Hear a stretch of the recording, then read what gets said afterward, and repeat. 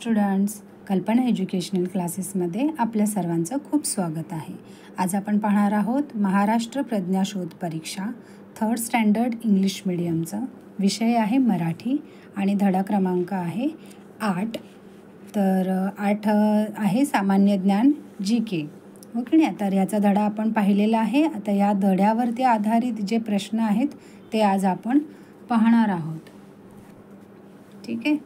तर पहिल्यांदा आपण नमुना प्रश्न जे दिलेले आहेत 2 ते पाहून घेऊया, म्हणजे तुम्हाला थोडीशी आयडिया येईल की कसे हे प्रश्न सोडवायचे आहेत. तर पहिला प्रश्न दिलेला आहे बघा, काय दिलं आहे, गटात न बसणारा शब्द ओळखा. म्हणजे जो काही ग्रुप दिलेला आहे त्याच्यामध्ये जो एक वेगळा शब्द असेल तो आपल्याला ओळखायचा आहे. ऑड मॅन आउट असतो ना तसा. तर पहिलं काय दिलं आहे बघा, चिमणी, गुलाब, पोपट, कावळा हे 4 पर्याय दिलेले आहेत. आता ह्या 4 पर्यायांमध्ये तुम्ही एक नोटीस केलं असेल की पर्याय क्रमांक 1, 3 आणि 4 हे सगळे पक्षी आहेत आणि गुलाब हे फुलाचं नाव आहे. म्हणजे ऑड कोणता आलं ह्याच्यामध्ये, तर गुलाब. म्हणून हा गटात न बसणारा शब्द आहे. आपलं करेक्ट आन्सर काय आहे, पर्याय क्रमांक 2. मग 2 नंबरचा जो सर्कल आहे त्याला डार्क करायचं आहे ब्ल्यू पेनने किंवा ब्लॅक पेनने. सेकंड ऑप्शन बघा काय दिलेला आहे त्यांनी, दिलेल्या इंग्रजी शब्दाचा मराठीतील अर्थ ओळखा. आता आपण पहिला जो धडा पाहिलेला त्याच्यात सगळं हेच होतं की नाही, इंग्रजी शब्दांचे मराठीतले अर्थ. तर ते अशा प्रश्नांच्या वेळेस उपयोगी पडतात. तर इथे बघा काय दिला इंग्रजी शब्द, मस्क मेलन. तर तुम्हाला खाली काही शब्दांचे मराठीत अर्थ दिलेले आहेत, पण त्यातला मस्क मेलनचा अर्थ कोणता आहे तो तुम्हाला शोधायचा आहे, कारण ते तुमचं करेक्ट आन्सर असणार आहे.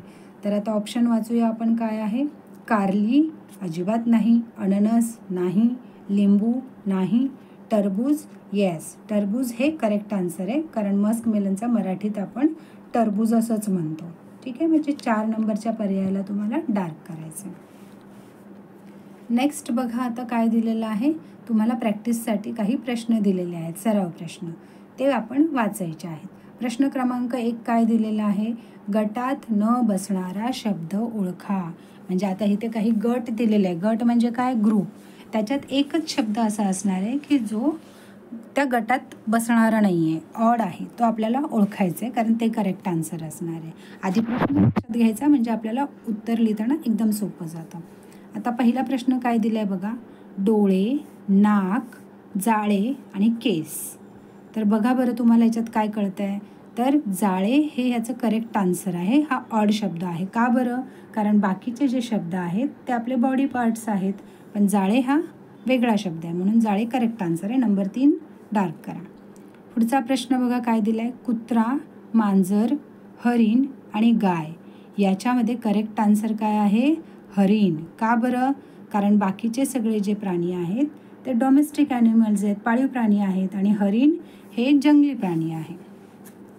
पेन, मुलगी, पेन्सिल आणि रबर.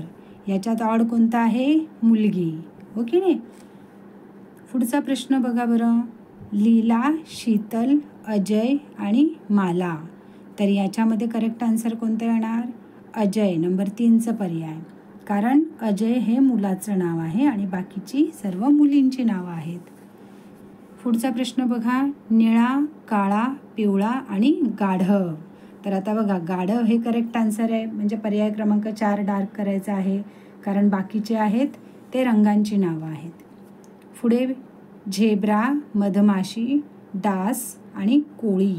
तर याच्यात करेक्ट आन्सर कोणतं आहे, झेब्रा, कारण झेब्रा हे प्राण्याचं नाव आहे आणि बाकीचे उरलेले जे 3 पर्याय आहेत ते इन्सेक्ट्स आहेत. ओके नाही, कीटक आहेत ते. पुढचा प्रश्न पहा, भेंडी, वांगी, मेथी, शिमला मिरची. आता याच्यामध्ये कोणतं ऑप्शन येणार, मेथी, कारण मेथी हे ऑड आहे. का बरं, कारण हे लिफी व्हेजिटेबल्स आहेत, ह्याला पाने असतात की नाही, आणि बाकीच्या भाज्या हे कशा आहेत, फळभाज्या आहेत. पुढचा प्रश्न बघा, मोगरा, चाफा, फणस आणि चमेली. तर याच्यात ऑड कोणता शब्द आहे, फणस. का बरं, कारण बाकीचे जे आहेत ती फुलांची नावं आहेत आणि फणस एकटाच फ्रूट आहे. जानेवारी, मंगळवारी, मार्च आणि मे. तर याच्यात ऑड कोणता आहे, नंबर 2चा पर्याय, मंगळवार, कारण हा वार आहे आणि इतर जे ऑप्शन्स आहेत ते आपले महिन्यांची नावं आहेत. नेक्स्ट प्रश्न बघा, हत्ती, माकड, गेंडा आणि शेळी याच्यात कोणतं ऑड शब्द आहे तर शेळी, कारण इतर जे आहेत ते पाळीव प्राणी नाही आहेत आणि शेळी ही पाळीव प्राणी आहे. ठीक आहे, अशा प्रकारे हे तुम्ही सोडवलेलं आहेत. आता आपण पुढचा प्रश्न पाहूया. त्यात काय दिलेलं आहे बरं? दिलेल्या इंग्रजी शब्दाचा मराठीतील अर्थ ओळखा. आता त्यांनी काय दिलेलं असणार आहे? एक तुम्हाला इंग्रजी शब्द दिलेला असणार आहे, त्याचा अर्थ तुम्हाला माहीत असणं आवश्यक आहे, कारण अर्थ माहिती असेल तरच तुम्ही तो ओळखणार आणि जो ओळखणार अर्थ त्याला आपल्याला सर्कल करायचं आहे. पहिलं काय त्यांनी दिलं आहे? पोमग्रेनेट. पोमग्रेनेट म्हणजे काय असतं माहिती आहे ना सगळ्यांना? डाळिंब. तर आता पहिलं त्यांनी काय पर्याय दिले ते तुम्हाला माहिती आहे, त्यामुळे तुम्ही करेक्ट डायरेक्टली करू शकता. कोणता जो पर्याय आहे तो तुम्ही डायरेक्ट सर्कल करू शकता, पण मी इतर सर्वांच्या माहितीसाठी ऑप्शन वाचून दाखवत आहे, तर ते लक्षात घ्या. पर्याय क्रमांक आहे द्राक्ष, अंजीर, डाळिंब आणि पेरू. तर पोमग्रेनेटचा अर्थ आहे डाळिंब. पर्याय क्रमांक 3चं ऑप्शन करेक्ट आहे, म्हणून 3ला डार्क सर्कल करा. कोमोमाईल म्हणजे काय तर शेवंती. तर पहिलंच ऑप्शन दिलं आहे बघा, शेवंती, मोगरा, चाफा आणि केवडा. तर ह्याच्यातला पर्याय क्रमांक 1 करेक्ट आन्सर आहे शेवंती. त्याला सर्कल करा, डार्क सर्कल करा. वास्प. वास्प म्हणजे काय तर ऑप्शन दिलेत बघा, नागतोडा, काजवा, टोळ, गांधील माशी. तर वास्प म्हणजे गांधील माशी. तर 4 क्रमांकाचं सर्कलला डार्क करा. पुढे आहे बफेलो. बफेलो म्हणजे काय बघा बरं, शेळी, म्हैस, मेंढी का झुरळ. तर येतं बफेलो म्हणजे म्हैस, म्हणजे 2 क्रमांकाचं सर्कल डार्क करा. बिसन म्हणजे काय, लांडगा, कोल्हा, गवा का माकड. तर बिसन म्हणजे गवा, म्हणजे पर्याय क्रमांकाचं 3 ऑप्शन जे आहे ते सर्कल डार्क करा. पुढे आहे स्कायलार्क. स्कायलार्क म्हणजे काय तर भारद्वाज. तर बघूया आता काय दिले.